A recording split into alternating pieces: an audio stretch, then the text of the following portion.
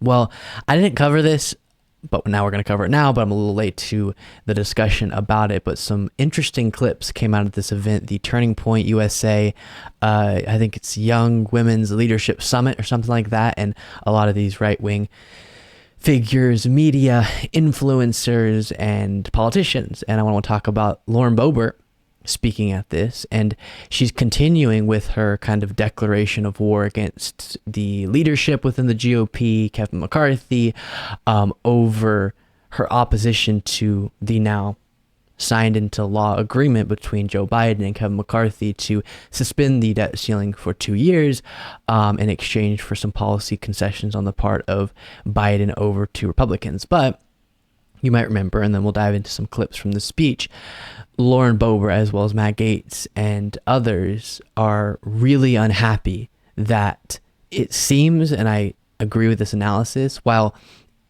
I'm deeply troubled and aggravated that Biden was pulled into having to engage at all in these negotiations and allowing the debt ceiling to be used in this way, but his negotiating definitely was effective, and I think he out-negotiated Kevin McCarthy on this agreement. And I think Lauren Boebert agrees, and Matt Gaetz agrees, and some of these other people do, and that's why they're upset. They don't feel like this agreement got the concessions that they really wanted. And so she's saying the Republicans who voted for this debt ceiling suspension agreement sold out. But it only took 6 months for that vision to grow dim. Because as soon as we had the opportunity to actually do something real for you, cutting funding to crucial programs, they sold you out. Wrote a blank check to Trader Joe, and even nice. voluntarily extended the debt ceiling by an extra year. Suspended it. Yeah, so the fact that some of these MAGA folks are really unhappy is heartening. It's good. It means that, indeed, at least in their eyes, Biden did do a good job of not allowing Republicans to get the concessions that they were demanding. I have more clips to look at, but before we do that, we just can't move past, even though we are past the crisis, what they were trying to do there. And it's been done before, absolutely. The Republicans love it. But so enraging and dangerous, where they were saying, if we don't get our dream policy concessions, if you don't gut the very policies you previously passed, Joe Biden, and pushed for, then we are going to crash the country's economy and thus the global economy by not raising or suspending the debt ceiling, which allows the government to continue taking on more debt and paying its bills and the economy to chug forward. And they were saying, we will crash the economy if you don't give us exactly what we want. Now, would they really have gone through with that? Who knows? Probably not, because that would also hurt them in some significant ways, but you just never know with this MAGA GOP. And so it, as I've said before, is pretty impressive that we only got the agreement that we got. That's my take on this. Different people disagree for sure, as always. Next moment here. I'm a proud member of the House Freedom Caucus, the conservative conscience of the Republican Party. The conservative conscious, she says. Not conscience, conscious. She's conscious of her own conservatism, I guess. Very interesting. And then you have this.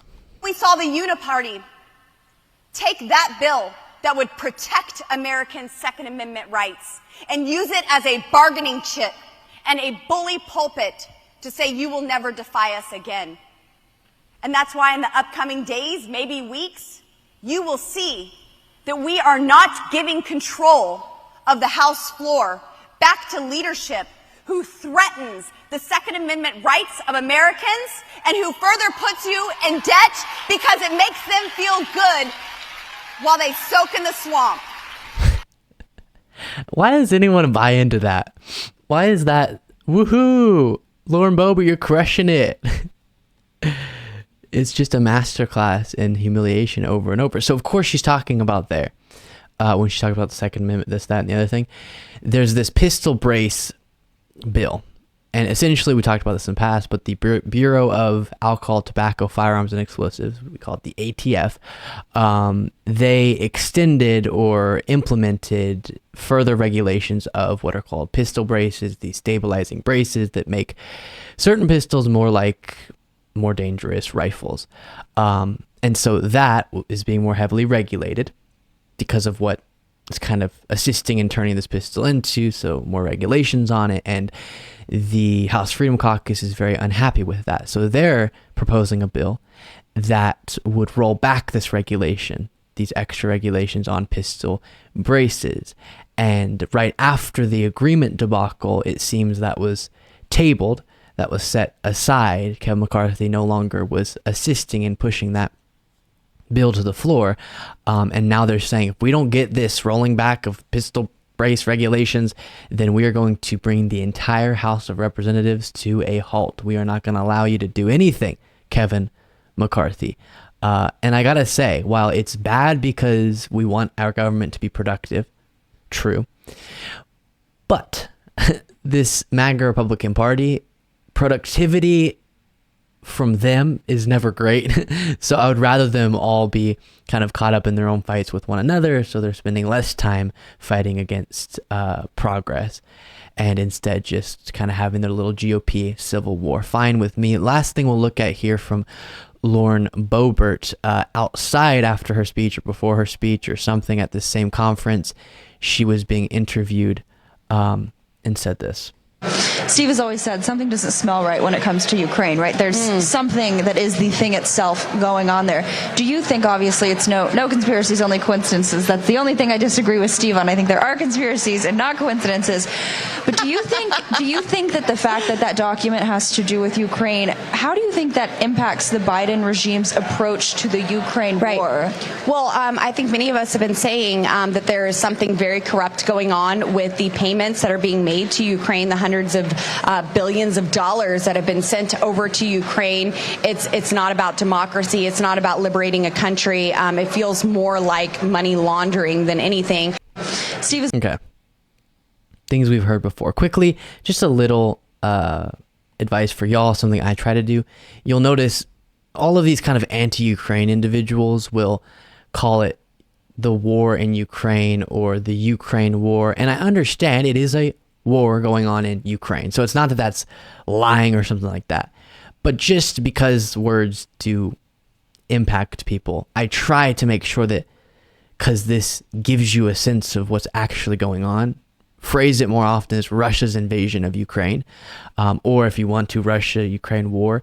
But a lot of times in the way that these phrases are put forward, it's assisting in making it seem like, gosh, there's just some conflict going on. There's just some war. They both have differences. It's kind of a little bit of both on who's in the wrong, and we shouldn't be involved in that. That's not what's going on. Russia's invading Ukraine, violating their sovereignty, causing mass destruction and devastation, in the United States has an obligation to support Ukraine in their fight.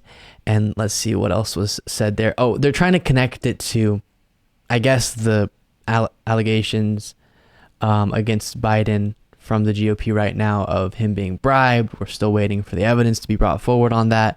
And they've been promising all these bombshells for so long. And sometimes you'll hear them say, Hunter Biden's laptop, that's why Biden's supporting Ukraine or something. Yeah.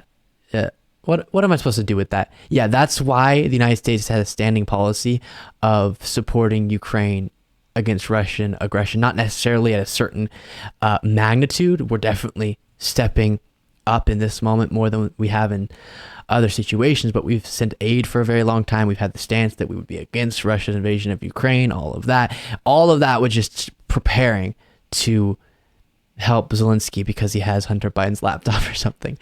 I don't know. Pretty bonkers. Thank you so much for watching. If you want to be a part of what makes this show possible, plus get access to the full video version of the show hours before all the clips are able to be uploaded to the YouTube channel, plus get the bonus show on the weekends, you can do so by going to lukebeasleyshow.com/membership. That's lukebeasleyshow.com/membership, and there's a link in the description.